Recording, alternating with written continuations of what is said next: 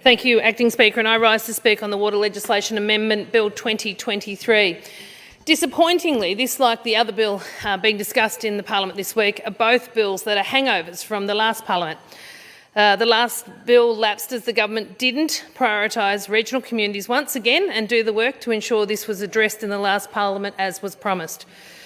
The bill seeks to amend the Water and Catchment Legislation Amendment Act of 2021 to extend the last possible date for a provision of that act to come into operation and to make minor amendments to 10 proposed new Part 4AA to be inserted into the Water Act of 1989 by that Act as to the regulation of places, rates and times of taking water, and to make other minor and technical amendments and to make minor related amendments to the Water Act of 1989. So I do not oppose this bill, but I call for this government to work harder with rural and regional communities to preserve this finite but vital resource. This bill is characteristic of the Andrews government waste and mismanagement of project. The bill joins a litany of delayed and derailed projects caused by this government's inability to run a schedule. The very reason this bill is required to be discussed now is because the government ran out of time that they set to be able to do the work they said they'd do before the time ran out. So here we are extending the time. The commitment made by the Andrews government's inability to conduct community consultations in an appropriate and timely manner didn't happen. This government did not commence the consultation process until December 2022 and then seeks to blame the floods for the incompetent community consultation. I've always found it a bit lame, blame shifting, and in this instance it's certainly lame to be blaming the floods. The Water and Catchment Legislation Amendment Act of 2021 received royal assent on Wednesday, November 3rd, 2021. So why didn't the community consultation commence on Monday, November the 8th, 2021? Why did this government sit on its hands for over 12 months before commencing community consultation? Like so many pieces of legislation this government has introduced, they outline the purpose and then make the claim they will do the detail later. I find this process very concerning. The point of legislation is to have a structure in place to ensure functionality and to avoid unintended consequences. Yet we are debating legislation today that doesn't have the detail worked through. So how can we, as an opposition and as a community, scrutinise the legislation effectively and properly? On principle, the vision is fine, but the lack of detail is worrying. We saw exactly the same with the decriminalising public drunkenness bill. The government introduced the bill, said they'd work out the detail later, and now, less than 6 months to the start date of that legislation coming into effect, the organisations who will be left to deal with the practical situation on the street have no understanding of who will be responsible and how it will work.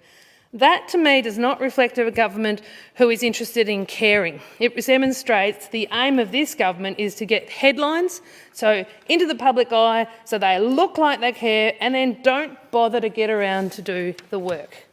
And that's the same with this bill. It's supposed to be implemented by July 2023, but they haven't begun the work. So they haven't begun the consultation, and so here we are extending the deadline to July 2024. Community consultation is important, and it enables communities to not only voice their concerns but to be involved in identifying both problems and solutions. When community consultations are conducted well, community members are empowered and the communities are strengthened. We all know that community consultations are lengthy and that water is an issue that most people have an opinion on. We also know, in the words of Dorothy McKellar, that our wide brown land is home to both droughts and flooding rains. So one may question, why did this government fail to commence the community consultation in a timely and efficient manner, knowing that circumstances beyond anyone's control, like a flood, had the potential to delay the consultation process? Unfortunately, this failure to consult in a timely manner is symptomatic of this government, a government that delays, denies and blames others for their mistakes and omissions. This is a government that simply cannot follow a schedule or a budget. Unfortunately, bills lapsed are the characteristic of this government. I've lost count of how many lapsed bills there have been presented to the parliament by this government. It is disrespectful to the Victorian people to behave in this manner, and the government needs to stop wasting parliamentary time and manage the agenda better. As I've said before, a failure to plan is a plan to fail. Unfortunately, this seems to be the motto of this government. Victorians deserve so much better. Water is the source of life. Without water, life simply ceases, and farmers know this very well.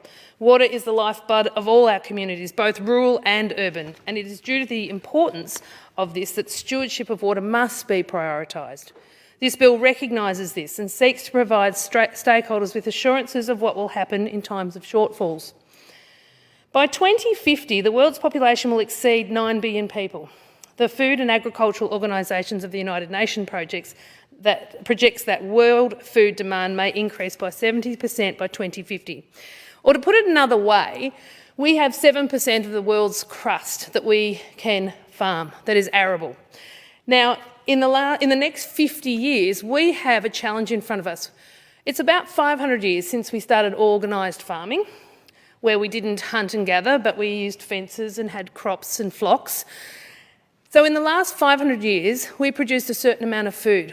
We, in the next 50 years, have to produce the same amount of food as we produced in the last 500 years.